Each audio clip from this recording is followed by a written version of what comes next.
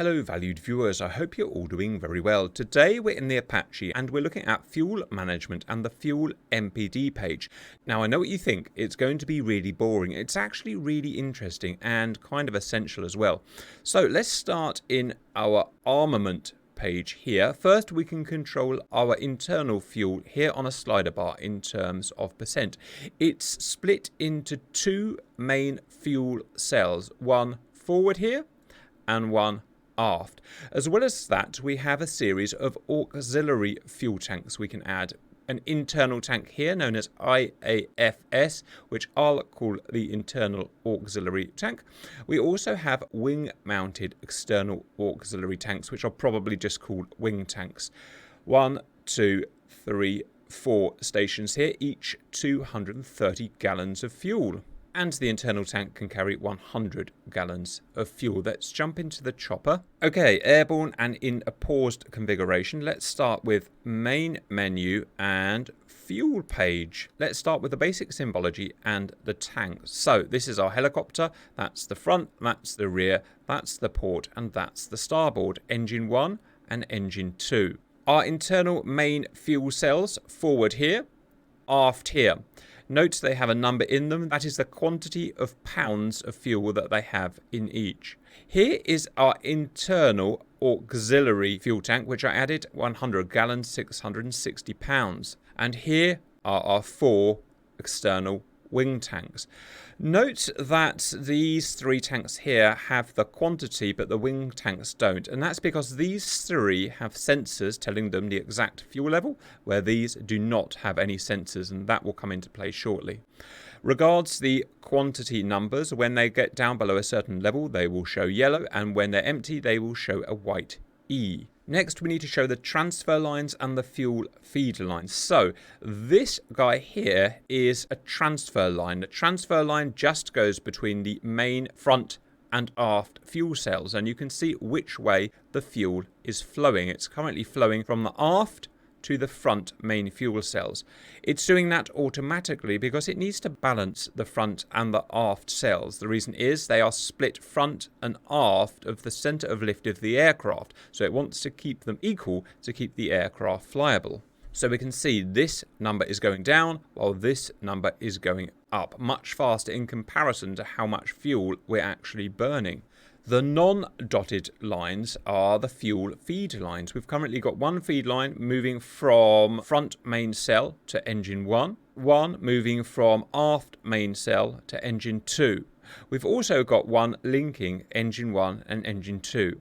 Note how this one and this one are fat lines, and this one is a thin line.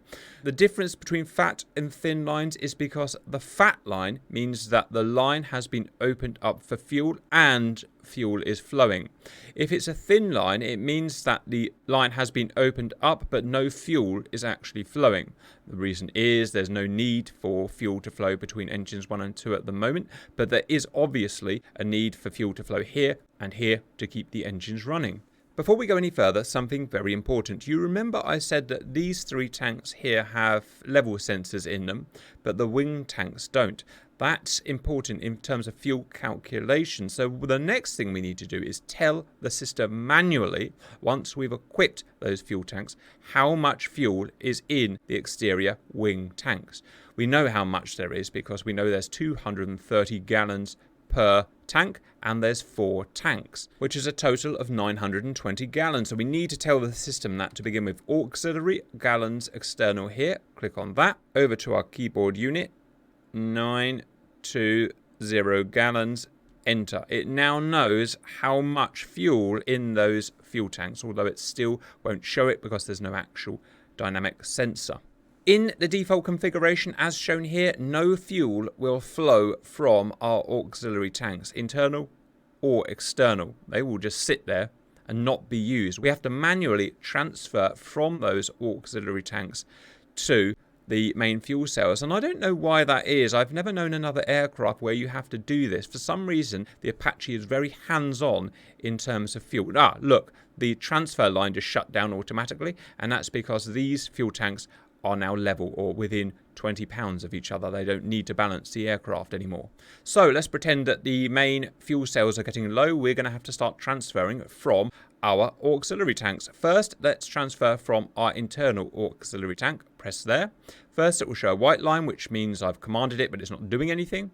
Then it will show a line, a fat line in this case, showing that the lines are open and they are actually feeding fuel. What you'll see now is the tank here draining, filling up that one and that one. Well, let's try the wing tanks as well. Let's go with left wing tanks. Pip. I've commanded it. And fuel is flowing from both tanks, essentially, to the forward main fuel cell. But notice how this one has now gone skinny. And that's because the wing tanks take precedent over the internal auxiliary for reasons I don't understand. Finally, let's do the right wing tanks. Pip. Commanded. And flowing. We've now got all wing tanks flowing. These two into the aft main fuel cell, these two into the front main fuel cell. Okay, we can probably just leave it in that configuration for now. Now, regards the transfer line between the two main fuel cells, we can have 4 options. Auto, which means they will be balanced automatically, as has happened now. We can bias towards aft. We're now flowing fuel from front main fuel cell to aft main fuel cell, which will obviously balance the aircraft rear heavy. We can obviously do the other way around. I'm not sure why you would do this, by the way. Maybe to trim the aircraft, or maybe if you had a leak in one of the tanks. So let me know your thoughts on that, please. Or you can have the transfer off altogether. We've already looked at the setup for the exterior tanks here. Next is our totalizers. So total internal fuel in the forward and aft main fuel cells, 940 pounds. It's just that number added to that number. Total on the aircraft, including the manual amount that we added here, of 7,620 pounds. That's an awful lot for a helicopter. Next is our SFR, specific fuel range. Think of this as a miles per gallon reader on your car. It's looking at our current parameters, how much fuel we're burning, how fast the aircraft is going, and it's essentially telling us our miles per gallon. The higher the number, the more economic we're flying. The lower the number, the less economic we're flying. We're actually paused at the moment, so it's possibly not working because we're technically flying at 0 knots.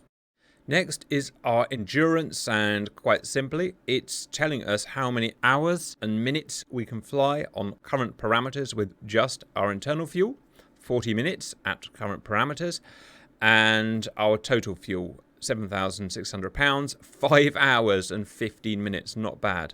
Next is our calculated fuel flow, how much fuel we are burning for engine 1 and engine 2, and both in pounds per hour. And if I start modulating, let's say the collective, let's see if we can get that to, there we go. Whoopsie. So it's put us into the emergency page for the engine here because I did a silly thing. Let me just get back. Fuel.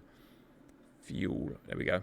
All right, and you can see as I modulate a little more sensibly, the engine doing different things based on my collective position. Look at the time changing. That's amazing. All right, let that settle. I think I'll turn my auxiliary tanks off. Next is our cross feed. What that means is how do I want to feed the engines? They can only be fed from the main fuel cells where the necessary pumps are. In the normal configuration, as you can see, aft fuels engine 2 and forward fuels engine 1. If I want to go forward, then as you can imagine, give it a second. Everything takes a while because they have to open up valves in the various lines every time you change something. Front is now fueling both engines and aft here. Again, I guess if you've got damage in one of the main fuel cells, then this is something you're all going to have to do manually. You've got the rear. Let's put it back to normal. Okay, that just leaves boost on this page. Boost, I haven't really understood why you would want to do this, but there is an extra fuel pump in the aft main cell only that you can turn on, and when I press that, it will turn on that fuel pump and feed both engines from that aft cell via the boost pump. Turn that back off. So that's how we control the fuel system, and as you can see, it's very hands-on, unlike other jets where fuel will flow from the auxiliary tanks automatically. Here you have to remember to go and change it all yourself. Again, I would love to know the reasoning why you think it's not automatic. That leaves us with the check page here, where we can run a fuel check. The way we run a fuel check is we set a fuel check going. Then when a certain amount of time has expired, the data comes back. What that does is it records our fuel use over that amount of time, and then it predicts, based on our fuel use, how far we can run the aircraft. So we can decide how many minutes we want to run the check for, 15, 20 or 30 minutes. And I'm going to go for 15, and then we can start it here. One thing I've just realized I've missed down here, the type of fuel that we use in the aircraft, defaulted to JP8 jet fuel. In real life you can change that to other types of fuel, but in DCS you can't. If you know which types of fuel it can run on and why, please let me know. You can see we've started the check. You can see there is how long the check has run for so far, and here is the Zulu time of when we started the check, and here is I think it's our average burn rate of fuel over both engines that the check has been running. Now I need to obviously skip time forward.